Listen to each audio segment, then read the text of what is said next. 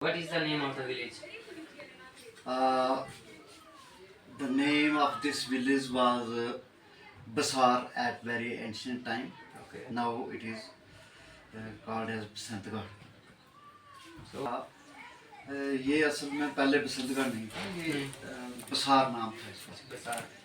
बसार नाम था. बसार इसलिए पड़ा था क्योंकि यहाँ वो हल्दी की खेती ज़्यादा थी. डोगरी में उसको बसार बोलते हैं. अच्छा. देन यहाँ जो हुकूमत होती थी वो रजवाड़ों की हुकूमत थी. और बंदरा आता जो राजपूत थे उनके अंडर था ये एरिया, बसार वाला एरिया. और इनकी एक जंग हुई थी जो बलोरिये राजपूत हैं उनके साथ एक जंग हुई थी.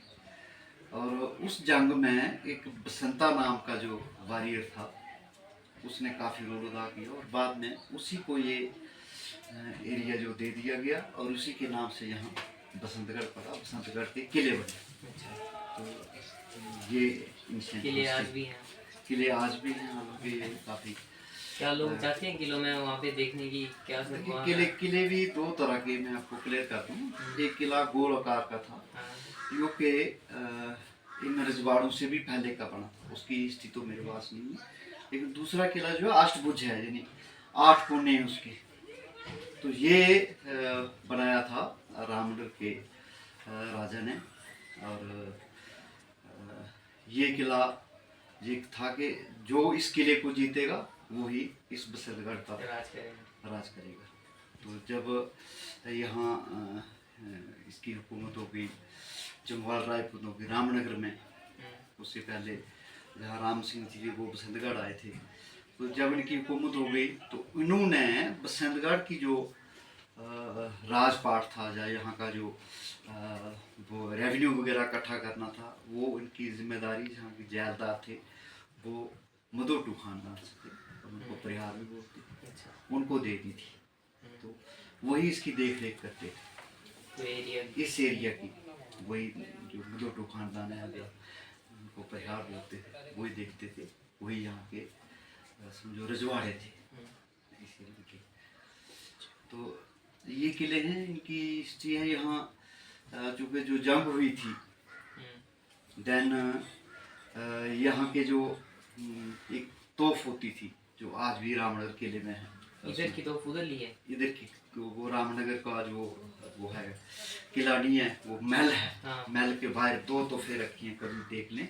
एक तो बसंतगढ़ की. अच्छा. तो वहाँ से ली. और उसके जो गोले होते थे जो उनके साथ बलोरिया राजपूतों के साथ लड़ने के लिए वो यहाँ खनेर में बनाए जाते थे.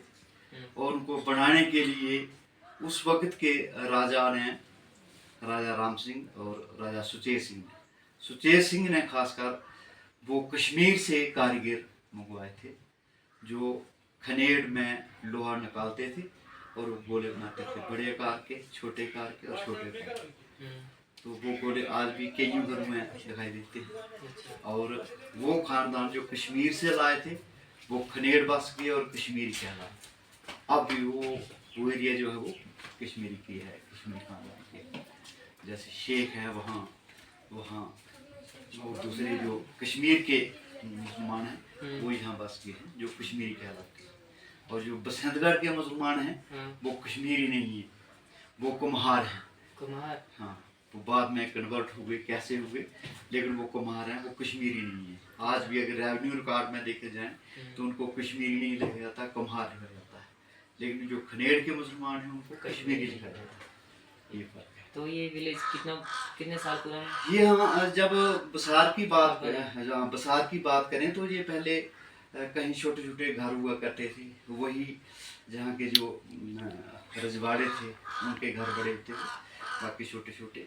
तो ये सैकड़ों साल पुराना ये कहा जा सकता है ये किला. इसलिए ये किले तो बड़े बाद में बने होंगे क्योंकि ये इसलिए क्या किया जाता है कि यहाँ के जो इस एरिए में आप मेन चीज़ है कि यहाँ के जो पत्थर, ये देखिए बड़े पत्थर निकलते हैं, वही पत्थर नाला उज में है. और वही पत्थर यहाँ एक बहती बीच में छोटी सी नदी मंदूर वहाँ के पत्थर. तो ये कहा जाता था, अगर कोई हिस्ट्री यहाँ देखे तो ये बड़ा एक रिमोट एरिया है, यहाँ गवर्नमेंट को कोई ध्यान नहीं है, लेकिन अगर इसका अवलोकन किया जाए तो देन हम समझते हैं कि यहाँ इस एरिए से दरिया जो था वो बहता होगा, और उसके जो पत्थर हैं जो है वो अब भी दिखाई देती है, इस समय भी यहाँ है। और यहाँ के जो बसंतगढ़ के मुख्य आकर्षण भी मैं यहाँ बताता चलूँ। यहाँ मेन एक मंदिर है राजा वासुकी नाग जी का, जो अभी नया बना है। पुराना मंदिर था और उससे भी पुराना था। हाँ। जो हमने देखा है तब लकड़ी के वो बनाए हुए थे बुजुर्गों ने। और उसकी भी छोटी सी हिस्ट्री में आपको साझा करता हूँ कि जो वासुकी नाग हैं वो एक इंसानी शक्ल में बाला खानदान जो ठाकुर थे उनके एक बुजुर्गों के बुजुर्ग थे, उनको वो इंसानी शक्ल में मिले थे स्योधार में, इंसानी शक्ल में। और उन्हें बाकायदा कहा था कि मैंने बसार जाना है। अच्छा। क्योंकि वो भेड़े वगैरह चारा करते थे, तो उन्होंने कहा बसार जाना था। वो एक ऐसा ज़माना था कि किसी का कहा, कोई बुजुर्ग का कहा तो बिल्कुल सिर माते था, वो माना उन्होंने। और उनको अपने पीठ पे उठाकर वो धीरे धीरे इस रास्ते ले आए और वहाँ यहाँ रेस्ट किया कोठी से। सर देखो तो वहाँ रेस्ट किया, क्योंकि वो जगह थोड़ी रोड में आ गई है, लेकिन जो पुराना रास्ता था वहाँ एक पत्थर था, पत्थर के ऊपर से खड़े होकर उन्होंने ये इशारा किया था कि मैंने उस छोटी सी पहाड़ी के ऊपर जाना बस। वहाँ से वो नीचे आए, क्योंकि उस वक्त रास्ते नहीं होंगे या क्या होगा। नीचे आए, वहाँ से चढ़ाई चढ़ी और वो बाला ठाकुर जी को प्यास लगी, तो उन्होंने कहा मुझे प्यास लगी है। तो उन्हें कोई बात नहीं, उनके हाथ में एक वो कुंडी सोटी थी, वो लोहे की, वासुकी नाग के हाथ। तो उन्होंने वो छड़ी मारी और वहाँ से पानी निकला। आज भी वो पानी प्रयोग होता है और अच्छे कार्यों के लिए वही प्रयोग किया जाता है। उसको हम डोगरी में बोलते हैं बांस का अपनेर। तो वहाँ से ऊपर आते थे एक शिला पर वो बैठ गए, शिला पर बैठे और उन्होंने कहा कि आपने मेरी बड़ी मदद की, मेरी जगह पर आपने मुझे पहुँचाया। और वहाँ वो कन्वर्ट हो गए, नाग बन गए थे। मैं वासुकी नाग हूँ, यहाँ परिचय दिया था कि मैं वासुकी नाग हूँ। फिर उन्होंने कैसे किया, ये बड़ी हिस्ट्री है कि उन्होंने पहले देरड़ी बनाई होगी, फिर मंदिर बना होगा, मंदिरों के मंदिर। अब चूँकि जब हमने पहले मंदिर बनाया था, अब तो चरोलिया बना है, उस वक्त भी मंदिर की खुदाई के इर्द गिर्द, क्योंकि मंदिर तो बीच हमने नहीं उखाड़ा, लेकिन साइड पे जब हम देखा तो बहुत सी मूर्तियाँ मिली हमें जो टूटी फूटी थी। जो टूटी मूर्ति किसी का गर्दन से टूटी है, पत्थर की, बिल्कुल शिव जी की मूर्ति, इसलिए कि नंदीगण की मूर्ति वहाँ मिली हमें वो, और बहुत ज़्यादा। और इस वक्त जब हमने ये वाला मंदिर बनाया तो वहाँ देखा कि गणेश जी की एक मूर्ति मिली, जो यहाँ से टूटी थी, अभी मिली यहाँ से टूटी। एक और मूर्ति देखी तो वो पूरी मूर्ति थी। अब उसका अवलोकन कर रहे हैं, हम सभी देख रहे हैं कि किसकी मूर्ति है वो। बहुत सी मूर्तियाँ मिली, वो हमने संभाल के रखी हैं। इसका मतलब है कि ये मंदिर जो था वो इतना एंशिएंट था कि किसी वजह से ये घिरा होगा, या कहते हैं कि औरंगजेब के वेले में मंदिरों को तोड़ा गया था, शायद उस वक्त तोड़ा होगा, तो वो मूर्तियाँ टूटी हैं, वो कहाँ रखी है। लेकिन फिर बुजुर्गों ने ये हमें ये नहीं बता सके कि ये नई जो मूर्ति जो इस वक्त स्थापित है वो मूर्ति काले पत्थर की मूर्ति है। बहुत कीमती पत्थर की मूर्तियाँ, दो मूर्तियाँ, एक राजा वासुकी नाग जी की और एक उनकी धर्मपति। अब कहीं रेयर में से रेयरेस्ट मंदिर होगा जहाँ वासुकी नाग और उनकी धर्मपत्नी की मूर्ति नहीं, माता बात, उनका नाम था अशरता। नाग माता वासुकी नाग जी की धर्मपत्नी की मूर्ति है। क्योंकि इस वक्त जो बनाने वाले हमारे चेला जी या बड़े हेड मिस्त्री, वो जिन्होंने 200 से ज़्यादा मंदिर बनाए हैं और ख़ासकर वासुकी नाग के, वो आए थे। उन्होंने कहा कि बड़ी रेयर मंदिर है यहाँ के, नाग माता की भी मूर्ति है। तो वो मूर्तियाँ भी अच्छी तरह से उसको स्थापित किया है। तो ये एक आकर्षण का केंद्र है। अब चूँकि यहाँ मुस्लिम कम्युनिटी थी तो यहाँ एक दरगाह है, उसको भी हिंदू मुसलमान दोनों मानते हैं, ऐसी बात नहीं। तो वो ये यहाँ का मुख्य आकर्षण यहाँ रखा है। बाकी यहाँ हिंदू लोग इस एरिए में बसंतगढ़ में बोलूँ तो 60% हिंदूज हैं 40% और 60 से ज़्यादा हो सकते हैं। 40% मोमडन कम्युनिटी है। दो ही कम्युनिटी यहाँ रहती हैं, हिंदू और मुस्लिम। विलेज की टोटल पॉपुलेशन कितनी है? हाँ जी हाँ, ये अब चूँकि पॉपुलेशन जो है वो चूँकि सेंसस हो रही है, लेकिन पिछली सेंसस के हिसाब से यहाँ 15,000 से ज़्यादा लोग जो है बसंतगढ़ में तहसील की बात करता हूँ। हाँ, 15,000 से ज़्यादा लोग जो थे वो प्रौढ़ थे। ठीक है, बसंतगढ़ तहसील में सिर्फ बसंतगढ़ नहीं आता है, बल्कि खनेड़, लोधरा, पुनारा, राचा, कदवा, मंग, सियामरी, चिकाल, ये बुलोतो, परला, शदराड़ी तक, ये बुलोतो से ये सभी एरिया आता है। हाँ, तो 15,000 के लगभग ये प्रौढ़ लोग थे और बच्चों की तो इधर पानी का मेन रिसोर्स क्या है? हाँ जी, देखिए थोड़ा इंशेंट, थोड़ा मैं और पीछे चलूँ तो बसंतगढ़ ये प्रॉपर एरिए में पानी की बहुत दिक्कत रही है, क्योंकि यहाँ बोलियाँ नहीं है। एक बड़ी मतलब ड्रॉबैक है यहाँ, जहाँ कहीं दूर दूर बोलियाँ दिखाई देती हैं। जैसे वो बांस का बना मैंने बोला था, वो भी कम पानी निकलता था, तो वो बोली थी। या यहाँ आगे मंदूर के पार यहाँ पानी निकलता था, यानी बोलियों की कमी थी। लेकिन बाद में चूँकि लोगों ने इसका सरकार के साथ थोड़ा सा मुद्दा उठाया, अब यहाँ 2-3 जगह से बाकायदा पाइपों के जरिए घर में पानी पहुँचाया गया है। अब पानी की कमी यहाँ नहीं। हाँ, यहाँ पे खेती बाड़ी क्या क्या की जाती है? हाँ, ये भी बड़ा अच्छा प्रश्न है। यहाँ देखें, यहाँ की मुख्य जो फसल है वो मक्की है।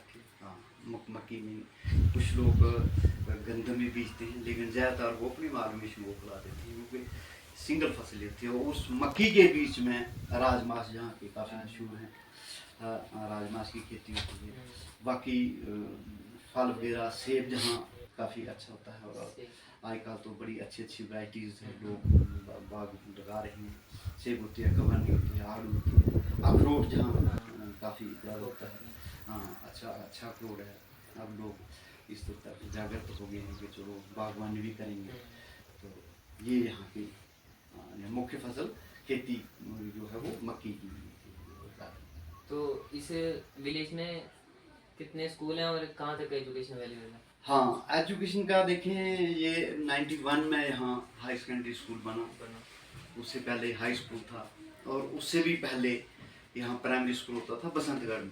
जब बसंतगढ़ में प्राइमरी स्कूल था तो गिरदोनवा यानी इस एरिए में कोई भी स्कूल नहीं था, बस यही था, यही स्कूल था। और इससे भी पुराना जो स्कूल था वो खनेड़ में था। सबसे पुराना। जब वो राजा सुचेत सिंह ने वहाँ वो कश्मीर लोग बसाए, तो उन्होंने ये भी रखा कि हमारे बच्चों को यहाँ पढ़ाया जाए। तो खनेड़ जो था वो पहला प्राइमरी स्कूल था, उसके बाद फिर बसंतगढ़ प्राइमरी स्कूल बना, और बाद में अब धीरे धीरे अब यहाँ हायर सेकेंडरी स्कूल है बसंतगढ़ में, खनेड़ में हायर सेकेंडरी स्कूल है, जैसे रसली ग्रेड में हाई सेकेंडरी स्कूल है, ब्लोटोपरला में हाई स्कूल है, सियामरी में हाई स्कूल है। इस तरह मिडिल स्कूल जो है वो काफ़ी हैं। हाँ, जगह जगह। और मोड़ा वाइज तो जहाँ मैं बोलता हूँ प्राइमरी स्कूल भी हैं। तो एजुकेशन में अब थोड़ा रुझान लोगों का बढ़ गया है, फैसिलिटीज़ मिल गई, और अब तो यहाँ कॉलेज भी है, शंकर कॉलेज जो शिवगली में है। तो यहाँ के बच्चे बाहर हायर स्टडीज़ के लिए बाहर जाते हैं? हाँ, तकरीबन देखें इसमें भी थोड़ा है कि अब इस एरिया की बात करूँ तो सभी लोग शायद अफोर्ड नहीं कर सकते हूँ, थोड़ी पॉवर्टी लाइन में ही रहते हैं, उसके अंदर ही रहते हैं।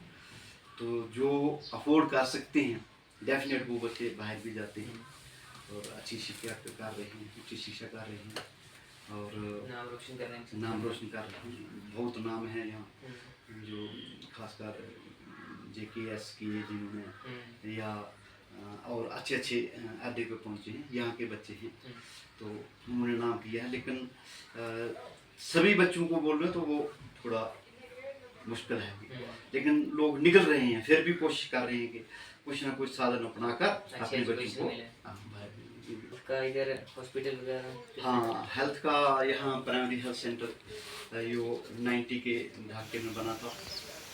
उससे पहले यहाँ डिस्पेंसरी हुआ करती थी। वो डिस्पेंसरी में सिर्फ दो ही होते थे, एक फार्मासिस्ट थे वो चलाते थे। लेकिन बाद में यहाँ प्राइमरी हेल्थ सेंटर की डिमांड रखी और यहाँ प्राइमरी हेल्थ सेंटर बन गया। तो बाकी छोटे छोटे डिस्पेंसरीज जो हैं वो गिरदुनुमा भी हैं, लेकिन ज़्यादातर आयुर्वेदिक ही हैं। एलोपैथिक डिस्पेंसरी कम है। एक हाई स्केल के नाम प्राइमरी हेल्थ सेंटर उधर जोधपुर में है। तो एक डूडू में, चलो वो बसंतगढ़ का एरिया नहीं कहलाता, लेकिन वहाँ भी है हॉस्पिटल है। फिर लाटी वगैरह में, लेकिन बसंतगढ़ में ये प्राइमरी सेंटर यही है। हाँ, तो यहाँ पे रोड्स वगैरह प्रॉपर्ली डेवलप्ड है? रोड डेवलपर नहीं है। ये एक बहुत, चूँकि रोड्स जो होती हैं वो एक रीढ़ की हड्डी होती है किसी भी इलाके की डेवलपमेंट के लिए। रोड जो हैं वो, अब रोड बनाया गया, लेकिन जो प्रॉपर उसकी मेंटेनेंस वगैरह वो नहीं हो सकी। वैसे गाड़ियाँ आती जाती हैं, लेकिन खस्ता हाल रोड है। रोड अच्छा नहीं है। अगर अच्छा होता तो यहाँ टूरिज्म की पोटेंशियल, काफ़ी ज़्यादा पोटेंशियल थी, काफ़ी ज़्यादा पोटेंशियल है। लेकिन ये तो मैं क्लियर कहूँगा कि सरकार ने इस तरफ कम देखा, कश्मीर की तरफ ज़्यादा देखा। कश्मीर से अच्छे अच्छे एरियाज़ हैं यहाँ, जैसे ललौन है, बिरली है, चुरचुरू है, या उधर ककड़ी धार है, या शिवगली है, उसको देखें आप, या प्रॉपर बसंतगढ़ है। ये एरिए ये कश्मीर से ज़्यादा खूबसूरत है, क्योंकि मुझे मौका मिला है कश्मीर में घूमने का। लेकिन due to negligence of government ये एरिए इतने डेवलपमेंट नहीं हो सके। तो हम इस मामले में काफ़ी पीछे हैं। यहाँ पे इलेक्ट्रिसिटी हर एक हाउस में? इलेक्ट्रिसिटी, हाँ, मैं कह सकता हूँ कि 90% जो है वो इलेक्ट्रीफाइड हो गए हैं एरिया। वो चूँकि उगाली धीरे धीरे पहले बसंतगढ़ एरिया में पहुँची, उसके बाद आगे बढ़ रही है। लेकिन अभी भी 10% जो है वो एरिया इलेक्ट्रीफाइड होना बाकी है। लेकिन फिर भी ये सूर्य आना के कट वट वगैरह चल रहे हैं, तो ये कैसे मेंटेनेंस की कमी है। दूर दराज ग्रेड स्टेशन जो है वो रामनगर में था, जहाँ 33 kV बसंतगढ़ के नज़दीक ही पहुँच चुका है, लेकिन फिर भी फैसिलिटी माना जा सकता है कि है। तो यहाँ पे गवर्नमेंट फैसिलिटीज, यहाँ पे पंचायत घर वगैरह? हाँ जी, हाँ, यहाँ बसंतगढ़ की बात करूँ तो यहाँ मैं शुरू करता हूँ कि यहाँ SDM ऑफिस है और तहसील ऑफिस है। लेकिन उनकी बिल्डिंग्स वगैरह नहीं है, ना SDM ऑफिस की है, ना तहसील ऑफिस की है, और यहाँ पुलिस स्टेशन है। तो पंचायत घर यहाँ है, बड़ा पुराना पंचायत घर है। या यहाँ BDO साहब बैठते हैं, उनका ऑफिस नहीं है, सिर्फ किसी बिल्डिंग में रहते हैं।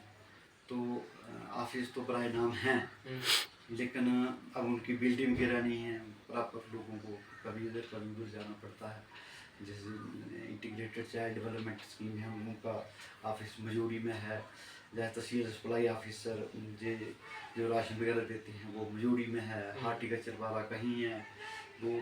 तो अभी वो एक प्रॉपर वे से जो एडमिनिस्ट्रेटिव जो होना चाहिए जोन, वो बसंतगढ़ होना चाहिए, क्योंकि ये एक हेड क्वार्टर है, यहाँ नहीं है। लेकिन फिर भी तकरीबन ऑफिस यहाँ हैं। इस विलेज की सबसे बड़ी प्रॉब्लम क्या है? मेन तो रोड की प्रॉब्लम, रोड की प्रॉब्लम है सबसे। अगर रोड ठीक हो जाए तो फिर जो हाई ऑफिसर्स हैं, जो हायर ऑफिसर्स हैं, वो आएंगे, वो देख सकते हैं। तकरीबन जो ऑफिस हैं वो तकरीबन यहाँ स्टाफ वगैरह की कमी रहती है, इसलिए लोग जहाँ अगर किसी को नियुक्त किया भी जाता है तो वो आने को तैयार नहीं होता है, क्योंकि रोड की थोड़ी परेशानी है, कमी बेशी है। तो अगर हमारा रोड बन जाए तो कनेक्टिविटी गिरदुनवा के इलाकों में हो जाए, यहाँ के जो अच्छे अच्छे टूरिज़्म हब हैं वहाँ तक हमारा रोड पहुँच जाए, तो मैं समझता हूँ कि हमारी मेन प्रॉब्लम जो है वो हल सकती है। तो अगर एक नाम बोलूँ तो रोड की कनेक्टिविटी जो है वो मेन यहाँ प्रॉब्लम है।